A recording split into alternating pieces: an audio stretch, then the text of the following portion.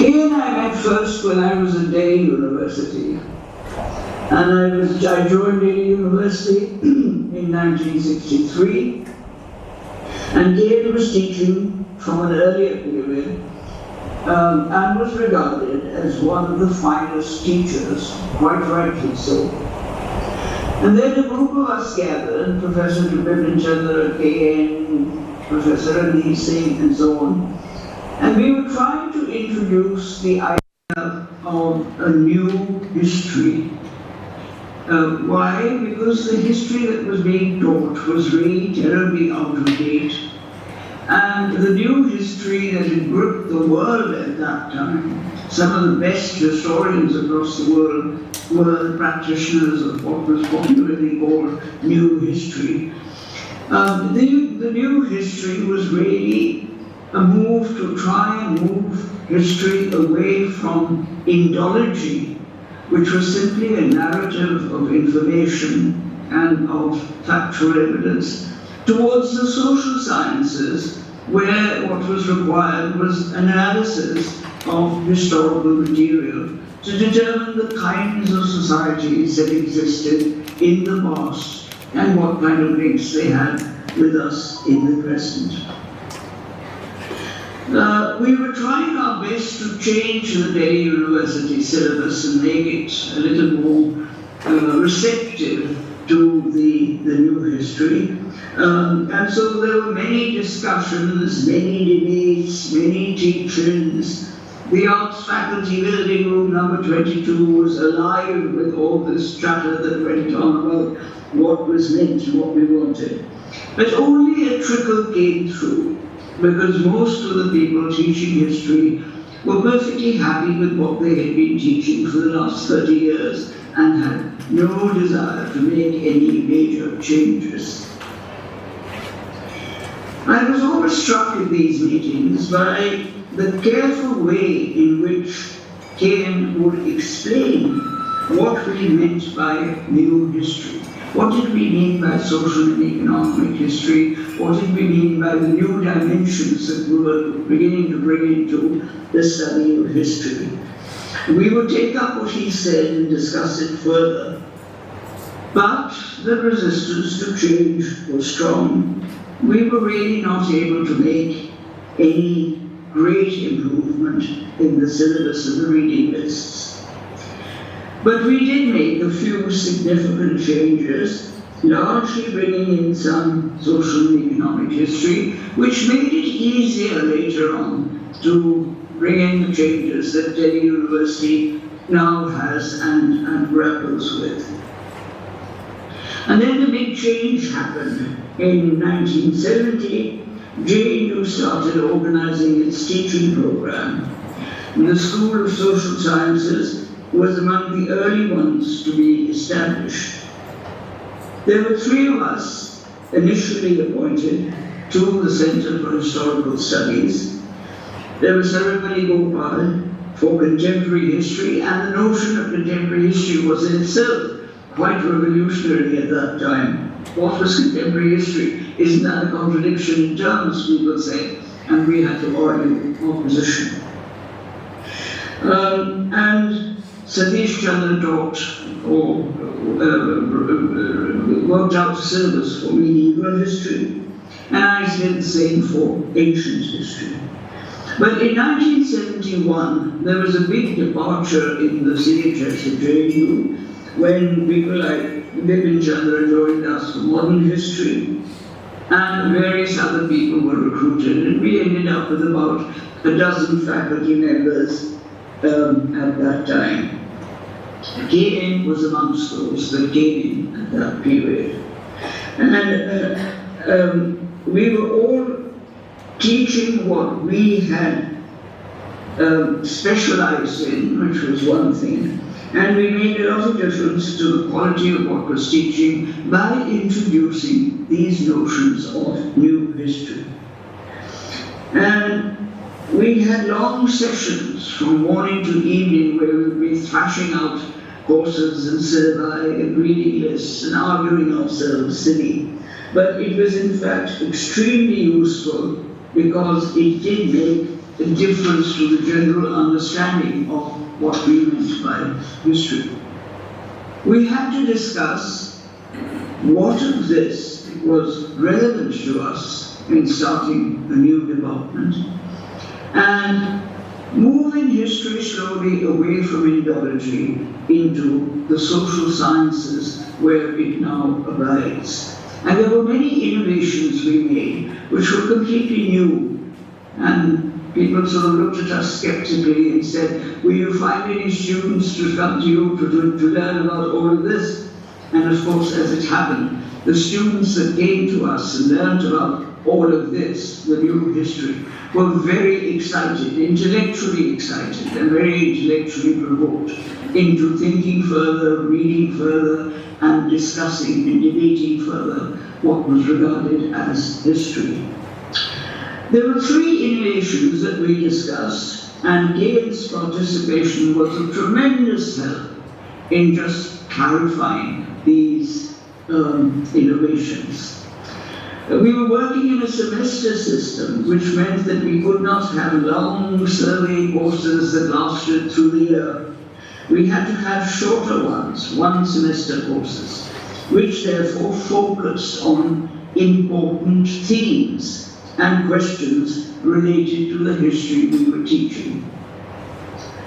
Secondly, we also felt that all students, no matter what specialization they chose, ancient or medieval or modern, had to be familiar with the differences that history indicated between time periods. What was the difference between ancient and medieval? Why did we make a distinction? This in itself was a very searching question, which had not been asked because the earlier distinctions were based on very little real historical analysis. They were based on time periods. And this kind of search introduced some comparative history from other parts of the world. And the themes in these were ancient society for the ancient period, feudalism for the medieval period, capitalism and colonialism for the modern period. This was not actually laying down the law about these societies, but saying we could use these trends and these patterns to investigate what the pattern was in Indian history in different parts of the subcontinent. And that was very much the kind of approach we had. Is it viable to talk about ancient societies in a particular way? Is it viable to talk about feudalism covering the whole of the subcontinent? And what exactly were the issues behind the discussion of capitalism and colonialism? The discussion of these kinds of things widened the perception of history. And Gail's contribution was particularly helpful because he had worked on these kinds of courses himself and broadened the area by bringing in different parts of Asia and Europe. And this was in fact extremely helpful. The third innovation, which was really a completely new idea altogether, which I think, if I'm not correct, if I'm not mistaken, we were the only university that introduced this course. It was called historical method. And what did we mean by this? It had never been considered by other universities, and it tried to answer the question, the very relevant questions that were coming up at this time, of how does one study and research history? And a lot of emphasis was put on comprehending and using the historical method. The historical method. This is something that is fundamentally different from the courses we had at JNU, from many other courses in other universities. And the centrality of using the historical method in studying history. What did this method mean? It meant familiarity with the method, which was a new feature, which had not been taught, and it was a major help to academic historians. Looking at things like sources, what is the evidence for proving that sources actually were reliable that were being quoted? And how was the causal relationship between sources, events, and what happened put together? Was there a logic and rationality in the causal relationships? Well, prior to that, nobody had tested this. And finally, theories of explanation. What was the pattern that a society took in order to describe itself and be itself? And the theories of explanation were, of course, very fundamental to the changes of human history. Whilst all this was going on, we were recruiting students of all kinds from different levels of society, from different regions, different places.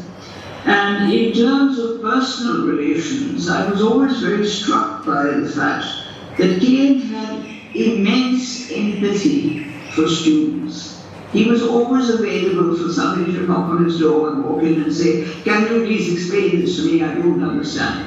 And he was ready to do it, which very few teachers in universities are ready to do. And this was most helpful to students. It was a real asset for the CHS because we all then became much more informal with the students and really began to chat with them much more than we had done whilst we were at other universities where the relationships were more formal. Kian also had a lot of time for his colleagues. I remember that any time I had a problem with some aspect of modern history, doesn't matter how silly or stupid or how intelligent, I would go and see Kian and say, what do I do with this situation, or how do I understand this? And to try and sort it out. And very often what I thought was going to be just a brief visit would become a long and interesting discussion on that aspect of history. And I certainly benefited a great deal from these casual conversations, as we call them. They were far from casual conversations. After retirement, Kian moved to Kerala, and I would always make sure to see him and Usha when I visited there. So it was off and on. I liked going to Kerala very much, and I would go and visit. And I just liked being there, being with them, and being in that kind of ambiance. Gradually, however, his Parkinson's made him more and more indisposed.